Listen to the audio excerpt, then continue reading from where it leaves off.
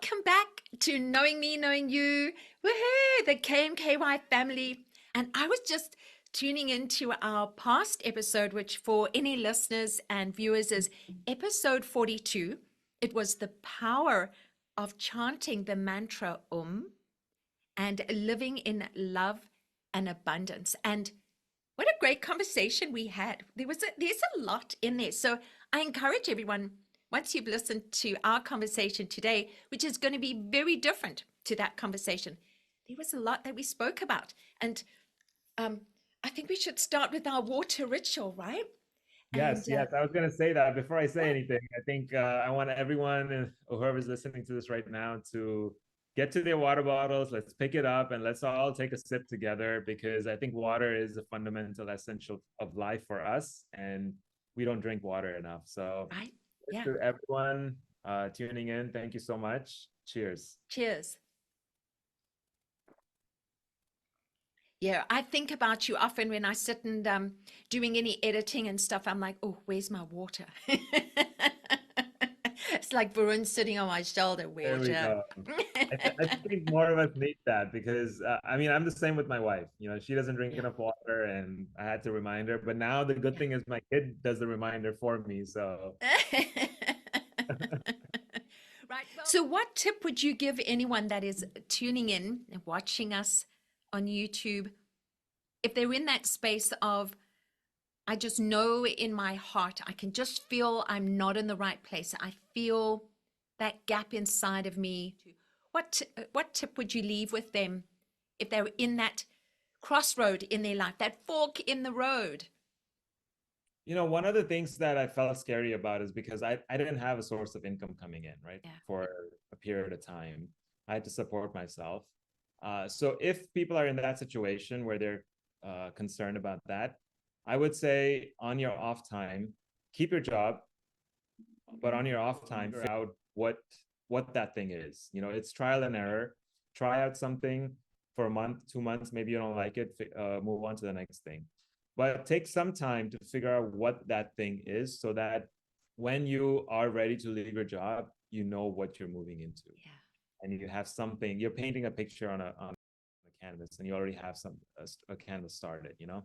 Yeah. You don't want to be, because that's like a double whammy. You don't have income coming in, but then you don't know what's going to bring you income. So it's like you're stuck in that cycle. And it's, so I would say take baby steps towards it. And I think it's important to always keep your why in front of you. Why am I doing this?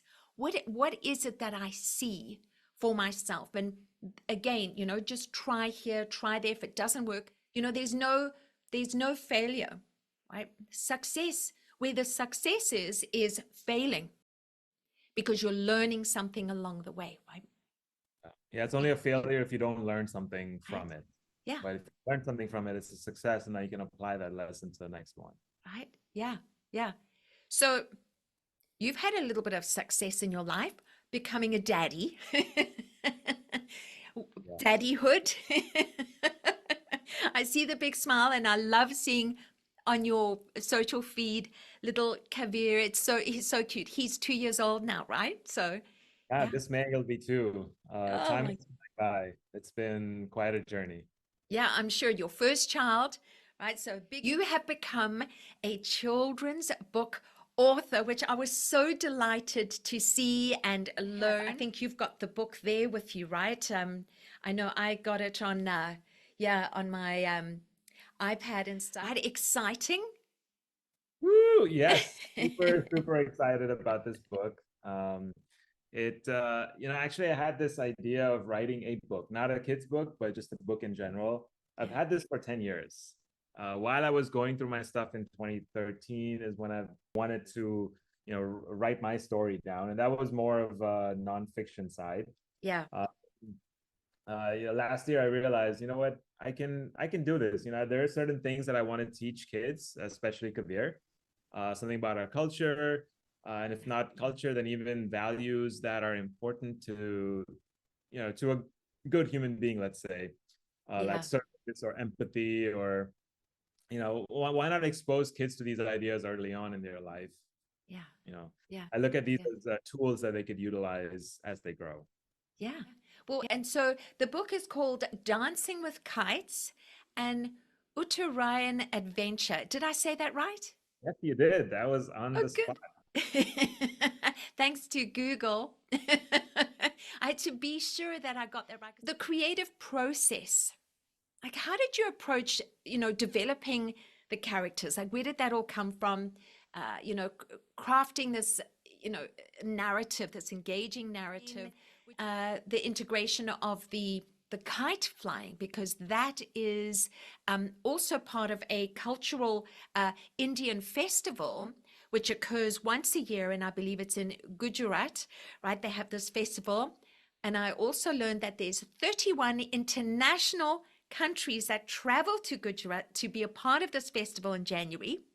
And then people throughout India come along, and it's just this wonderful display of kite flying over. Yeah, the all it started was with the idea that a book on this topic does not exist on the festival of Uttarayan, Yeah. which is the way they celebrate it is through kite flying. There are books on Diwali, there are books on Holi and all the other Indian festivals Yeah. that do exist, but I said, yeah, I didn't see anything on this. So that's kind of how I picked this topic to be the first book that I put out. Yeah. And also the festival was coming up. This was, late last year, and mid-January is when the festival usually is. Yes. 14th or 15th on a leap year. And so that's kind of how this topic started. But then, it's like you start somewhere, you don't know what you're going to be painting, but eventually you end up, with a full story. And so that's kind of how this started. I just picked it off of inspiration from Kavir and my relationship. Yes. And so the main character here is maybe Little- Kavir in a few years. Right. Yeah. But also you open the book, and on the first page you'll see the dad, which looks like, okay, that could be me, that could Yeah. be him. And Little Kavir, he doesn't look very happy at that point, though, with his little arms crossed there.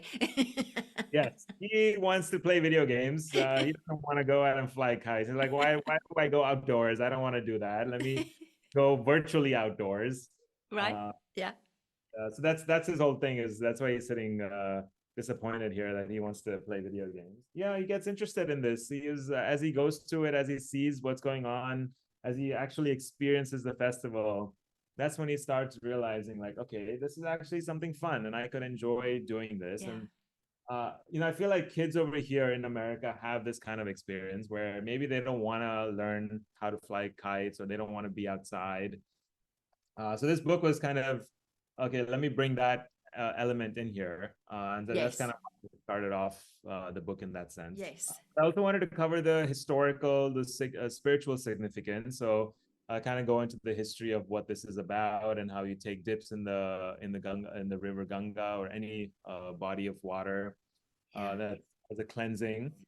And this is also a time where, like you mentioned, Uttarayan is the northern bound journey of the sun. So when the sun moves from moving in the southern direction to actually moving north, and that's when it is moving into spring and summer.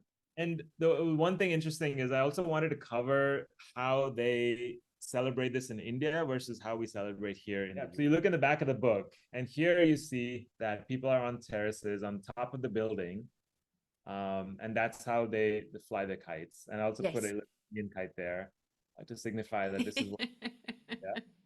And on the front of the book, and this is how we do it here in America, in a park, open area, there's a little American flag right there. Right. Yeah. But making it colorful, making it catchy, making it stand out, I think for a kid's book, I think it's very, very important. Yeah.